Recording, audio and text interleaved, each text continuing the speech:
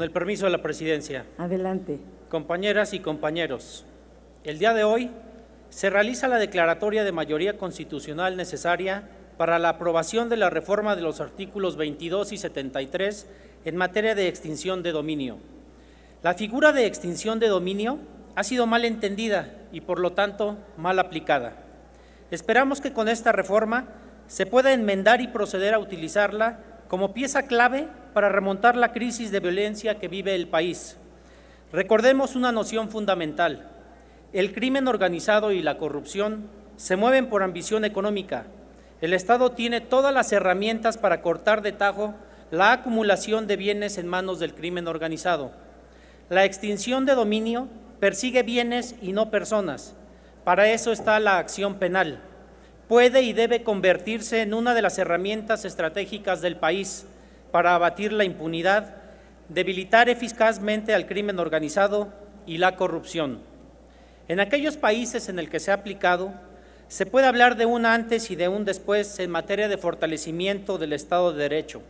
Ejemplo de ello lo son Italia, Colombia, diversos estados de la Unión Americana, entre otros. En nuestro país, desde el 2008 está prevista la figura de extinción de dominio en el artículo 22 de nuestra Constitución. Sin embargo, tanto en su regulación constitucional como en la legislación del orden común, se ha incurrido en fallas e insuficiencias que han generado en los hechos una figura disfuncional y que no ha dado los resultados que se esperaban. En términos generales, la recuperación de activos en nuestro país es insignificante, como lo ha señalado el Grupo de Acción Financiera Internacional, y cito un ejemplo. Solamente se recuperaron en el sexenio anterior, por vía de extinción de dominio, 17 millones de dólares, un promedio de 2.9 millones de dólares anuales, una cantidad minúscula en comparación a las enormes utilidades del crimen y la corrupción.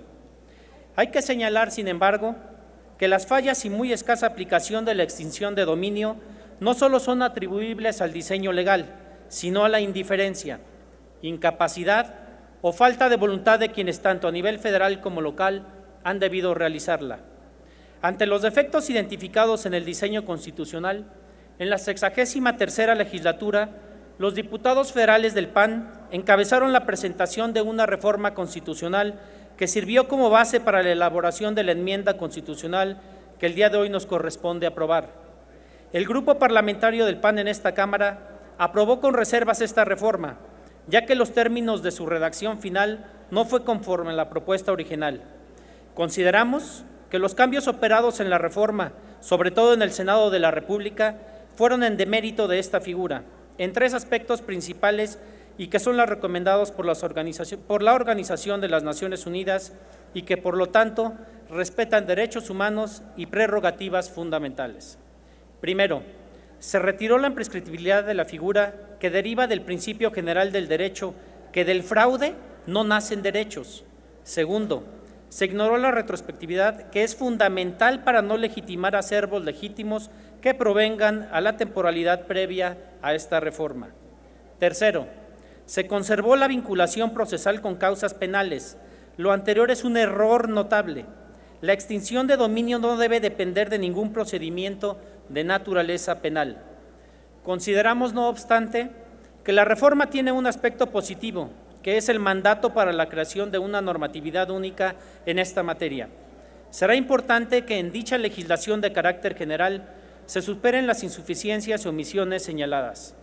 Por lo anterior, al celebrar la mayoría expresada para esta reforma en los congresos de las entidades federativas, incluyendo el de la Ciudad de México, hacemos votos para que la aprobación de esta reforma genere ahora sí una verdadera política de recuperación de activos y extinción de dominio para todo el país, a efecto de superar, por la vía del debilitamiento financiero de la delincuencia y la corrupción, el estado de violencia endémica y de inseguridad que padece nuestro país y nuestra ciudad.